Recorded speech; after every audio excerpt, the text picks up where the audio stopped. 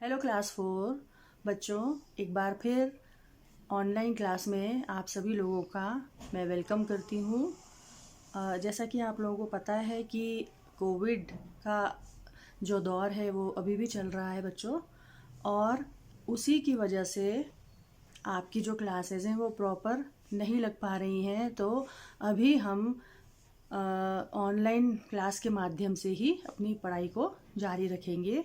ठीक है बच्चों, और हम आशा करते हैं कि ये जो कोविड का दौर है ये जल्दी से जल्दी गुजर जाए और हम एक बार फिर से स्कूल में मिलें और अपनी पढ़ाई अच्छे से स्कूल में जारी रखें। ठीक है बच्चों। तो बच्चों, आप लोगों को पता ही होगा कि इस बार आपकी कई सारी जो बुक्स हैं वो चेंज हुई हैं, और आपकी जो हिंदी की बुक है ये अमोली, इस बार ये वाली बुक आपकी लगी है। और मैं आशा करती हूँ कि आप लोगों ने अपनी जो बुक्स हैं ले ली होंगी, परचेज़ कर ली होंगी, और अब आप अपनी पढ़ाई में बहुत अच्छे से जुट जाइए। ठीक है बच्चों, मुझे पढ़ाई शुरू कराने से पहले आपसे एक दो चीज़ें डिस्कस करनी है, और वो ये है कि बच्चे जो है वो अपनी हैंड राइटिंग को सुधारने का प्रयास करेंगे, क्योंकि आप लोग जो मैंने पिछली जो हमारी पिछले सेशन में जो हमने ऑनलाइन क्लास में भी बोला था कि सभी बच्चे सुलेख पर ज़्यादा ध्यान देंगे, अपनी हैंड राइटिंग को, अपने लेख को सुधारने का प्रयास करेंगे, लेकिन बहुत कम बच्चे ऐसे थे जिन्होंने उस बात पर अमल किया। लेकिन इस बार मैं आशा करती हूँ कि आप लोग पढ़ाई के साथ साथ अपने लेख पर भी बहुत अधिक ध्यान देंगे। और दूसरी बात, आप अपना जो भी असाइनमेंट है वो आप से करेंगे, खुद से करेंगे, और तभी आपकी लिखने की प्रैक्टिस बनेगी। ठीक है बच्चों। तो आप लोग अपना ख्याल रखिए और अपना काम समय पर पूरा करके भेजिए। ठीक है बच्चों। तो आज मैं उसी क्रम में आपकी जो अमोली हिंदी पाठमाला है उसका पहला पाठ मुझको तुम अच्छी लगती हो नामक कविता है, मैं उसका वाचन करवाने जा रही हूँ। ठीक है बच्चों। तो इस पाठ में जो वायु है या जो हवा है उसकी उपयोगिता को या उसका हमारे जीवन में क्या महत्व है उसको दर्शाया गया है, उसको समझाया गया है कि जो प्राण वायु है उसके बिना हम जीने की कल्पना नहीं कर सकते हैं, और ठंडी ठंडी जो हवा है वो हमारे मन को, हमारे चित्त को तरोताज़ा कर देती है, और हवा के चलने से बगीचे में जो फूल खिले हैं उनकी खुशबू चारों ओर फैल जाती है। और कवि हवा को अपना दोस्त बना करके विभिन्न रास्ते इस कविता में सुझा रहे हैं, और हवा की प्रशंसा प्रकट करके उसका आभार व्यक्त कर रहे हैं। ठीक है बच्चों। तो आप लोग अपनी हिंदी साहित्य की पुस्तक का पेज नंबर 8 निकालिए। मैं पाठ जो कविता है उसका वाचन शुरू करती हूँ। चलो हवा भर दो पेड़ों को, नाचे झूमे गाए वे, बैलों के पैरों में लिपटो, रह रह चक्कर खाएं वे। हवा ज़रा आओ, बगिया में गुमसुम फूल बुलाते हैं, कौन गंध ले जाए उनकी, खिलते हैं सकुचाते हैं। अगर तेज चलना हो तुमको, उड़ो पतंगों सी फर फर, आसमान में मैदानों में, पर्वत पर उतरो जाकर, नाविक की मेहनत कम कर दो, उनके पाल उड़ाओ तुम, पक्षी सी उनकी नावों को दूर दूर ले जाओ तुम। सन सन साए साए भन भन भन, कितने स्वर में गाती हो, बनकर सुबह सुहानी शीतल, सुख देने को आती हो। मुझको तुम अच्छी लगती हो, घूम रही हो यहाँ वहाँ, कभी मंदसी कभी बंदसी, कभी तेज तुम नहीं कहाँ। तो बच्चों, इस पाठ में कवि ने जो हवा है उसकी महत्ता को दर्शाया है कि जैसे बगिया में फूल खिलते हैं और जब हवा चलती है तो उनकी खुशबू चारों तरफ बिखरती है। और जो नाविक है, नाविक यानी कि जो नाव चलाता है, उसकी जो मेहनत है उसको तुम कम कर दो। क्योंकि यदि कैसे कम करेगी हवा, हवा यदि तेज चलेगी तो जो नाव का जो पाल है, नाव में पाल होती है ना, जिससे हवा टकराती है और नाव आगे बढ़ती है, तो उससे क्या होगा, नाविक को कम मेहनत करनी पड़ेगी। क्योंकि यदि हवा तेज चलेगी तो नाव अपने आप पानी में बहती जाएगी। तो इससे क्या होगा, नाविक की जो मेहनत है, जो नाविक का परिश्रम है, वह कम हो जाएगा। और हवा तुम इतनी तेज चलो कि जैसे पक्षी उड़ते हैं ना हवा में, वैसे ही जो वो नाविकों की नाव है उनको दूर दूर तक लेकर के जाओ। किस तरह हवा का यहाँ पे जो वर्णन है, हवा की जो आवाज़ है, क्या कैसे बताइए कवि ने, कि सन सन, साए साए और भन भन भन, कितने स्वर में गाती हो। यानी कि हवा कैसी चलती है, कभी तो बहुत मंद मंद चलती है, कभी जैसे सन सन मतलब बहुत हल्की हवा चल रही है, ठंडी ठंडी, और साए साए इसमें हवा तेज़ हो गई है, और भन भन भन में हवा और तेज़ होती जाती है। यानी कि कितने स्वर में हवा गाती है। और जो सुबह की ठंडी ठंडी हवा होती है, जो शीतल हवा होती है, जो शुद्ध हवा होती है, वह हमारे मन को कितना सुख देती है ना, और हमारे चित्त को कितना आनंद देती है। तो मुझको तुम अच्छी लगती हो, तुम यहाँ वहाँ घूमती हो, कभी तुम मंद होती हो, मंद मतलब हल्की, और कभी बंद सी, यानी कभी हवा चलती ही नहीं है, कभी तेज़ तुम नहीं कहा, और कभी तुम कितनी तेज़ चलती हो, यानी कि हर रूप में तुम अपनी उपस्थिति को दर्ज कराती हो।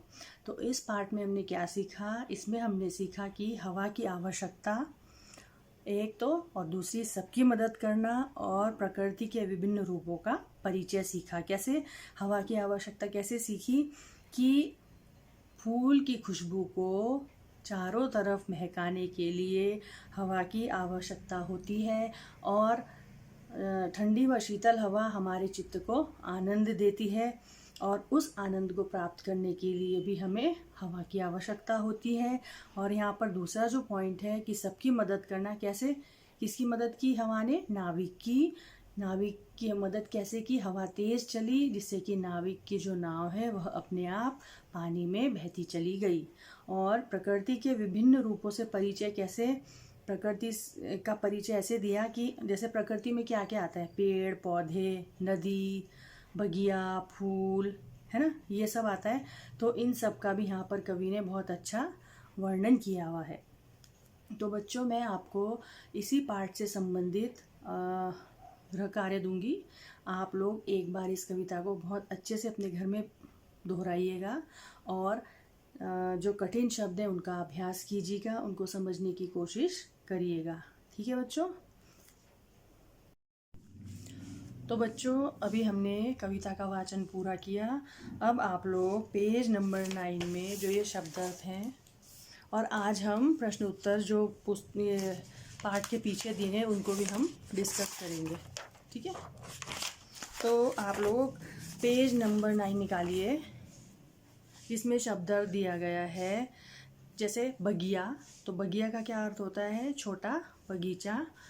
गुमसुम, गुमसुम का अर्थ होता है उदास। गंध, गंध का अर्थ होता है खुशबू। सकुचाना यानी कि सिकुड़ना। नाविक, नाव चलाने वाला। सन सन, साए साए, भन भन, ये तीनों किसकी आवाज़ें हैं, हवा की आवाज़ें। सुहानी माने अच्छी लगने वाली, और मंद का अर्थ होता है धीमी। ठीक है बच्चों। अब पेज नंबर 10 में आइए आप, जहाँ पर अभ्यास लिखा है ये वाला हिस्सा। इसमें कुछ 4 प्रश्न हैं जो कि ऐसे ओरल, मौखिक, मतलब ओरली डिस्कस करना है। जैसे पहला प्रश्न है, पेड़ पौधों पर हवा के चलने का क्या असर होता है। तो आपने कविता में देखा, चलो हवा भर दो पेड़ों को, नाचे झूमे गाए वे। रह रहे चक्कर खाए वे, यानी कि पेड़ पौधों पर हवा के चलने का क्या असर होता है कि वह नाचने झूमने लगते हैं। ठीक है।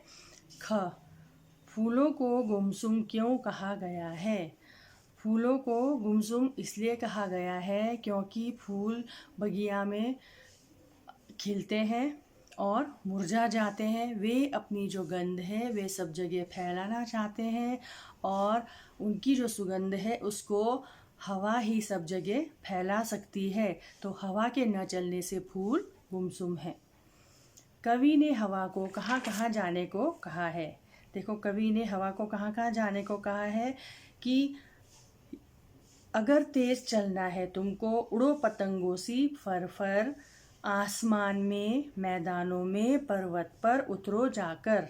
ठीक है, कहाँ कहाँ जाने को कहा है? आसमान में, मैदानों में और पर्वत में हवा को कवि ने जाने को कहा है। हवा के स्वर कैसे कैसे होते हैं? अभी हमने पढ़ा था हवा के स्वर कैसे होते हैं। सन सन, साय साय और भन भन। ठीक है। अब जो दूसरा जो राइटिंग स्किल है उनके प्रश्न को देखिए जो आपको लिखित रूप में करना है। पहला प्रश्न है, दूसरी पंक्ति में वे पद किसके लिए आया है? दूसरी पंक्ति में वे पद यानी कविता देखिए, जो ये है दूसरी पंक्ति कविता की। दूसरी पंक्ति वे पद किसके लिए आया है? वे पद आया है पेड़ पौधों के लिए। लिखा है ना इसमें कि भर दो पेड़ों को, नाचे झूमे गाए वे। तो जो वे शब्द है या वे पद है वे कवि ने पेड़ पौधों के लिए प्रयोग किया है। ठीक है। कवि हवा को बैलों के पैरों से लिपटने को क्यों कह रहे हैं? कवि हवा को बैलों के पैरों से लिपटने को इसलिए कह रहे हैं ताकि बैल रह रह करके चक्कर खाएं और मस्ती में झूमें। ठीक है। अब प्रश्न ग, गुमसुम फूल हवा को बगिया में क्यों बुलाते हैं? गुमसुम फूल हवा को बगिया में इसलिए बुलाते हैं क्योंकि फूल अपनी जो गंध है, अपनी खुशबू, अपनी महक को चारों ओर फैलाना चाहते हैं और वे खिलते ही मुरझा जाते हैं। तो एक हवा ही है जो उनकी सुगंध को सब जगह फैलाती है, इसलिए गुमसुम फूल हवा को बगिया में बुलाते हैं। प्रश्न घ, हवा नाविक की मदद किस प्रकार करती है? हवा नाविक की मदद कैसे करती है? हमने पढ़ा था कि जो उनके जो नाव की जो पाल होती है उस पर तेज हवा टकराती है, जिससे कि जो नाव है वह बिना नाविक के परिश्रम के या बिना नाविक के मेहनत के अपने आप पानी में बहने लगती है। तो इससे नाविक का परिश्रम कम हो जाता है और इस प्रकार से हवा नाविक की मदद करती है। कवि को हवा किस रूप में अच्छी लगती है? कवि को हवा किस रूप में अच्छी लगती है कि वह एक तो अनेक स्वर में गाती है और सुबह सुबह बहुत शीतल सुहानी हवा चलती है जो सुख देने के लिए आती है, चित्त को प्रसन्न करती है। और कभी हवा तेज चलती है, कभी हल्की चलती है और मंद मंद चलती है, शीतल हवा चलती है। तो इससे इसी रूप में कवि को हवा अच्छी लगती है। ठीक है बच्चों, तो आप लोग इस पाठ को एक बार फिर से पढ़िएगा और जो प्रश्न उत्तर हैं उनको पाठ को कविता को पढ़ने के बाद आपको फिर अच्छे से लिखने में जो आसानी से लिखने में आपको मदद मिलेगी। तो आप एक बार इस कविता को एक दो बार अपने घर में ज़रूर पढ़िए। ठीक है बच्चों, सारे प्रश्न के उत्तर आपके इसी कविता के अंदर है, कहीं बाहर से नहीं है। इसके लिए आपको थोड़ी मेहनत करनी पड़ेगी और जो ये कविता है उसको अच्छे से पढ़िए। ठीक है।